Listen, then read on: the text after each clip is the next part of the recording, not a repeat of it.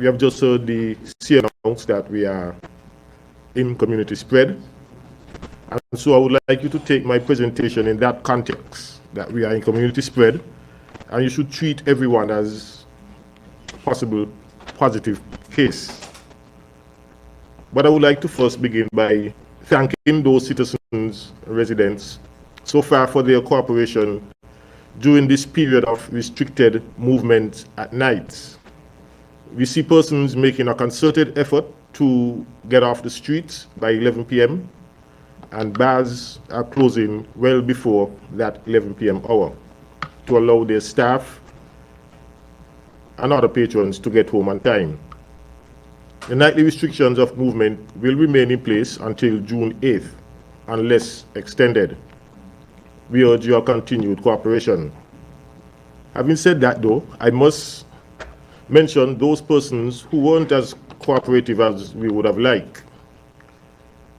There were a few establishments over the weekend whereby the police had to force close them long before the 10 p.m. recommended time, because these bars were in violation of the COVID-19 protocols, particularly the protocols with respect to social, physical distancing and sanitization. They were overcrowded, in other words, and so they were forced to close. The operators of these bars, they were issued with tickets. So these tickets carry a fine of $500, and they were issued these tickets for failing to observe or adhere to the protocols at the establishment. 6 persons were arrested, 4 on St Kitts and 2 on Nevis, from the curfew. And additionally, 20 tickets were issued to persons for failing to wear their mask in public. Each ticket carry a fine of $100. We continue to seek the cooperation of the operators of and the users of public service vehicles. The current restriction on the number of passengers these vehicles can carry was to reduce the risk of transmission of the virus and to limit the number of persons exposed should there be a positive case on board.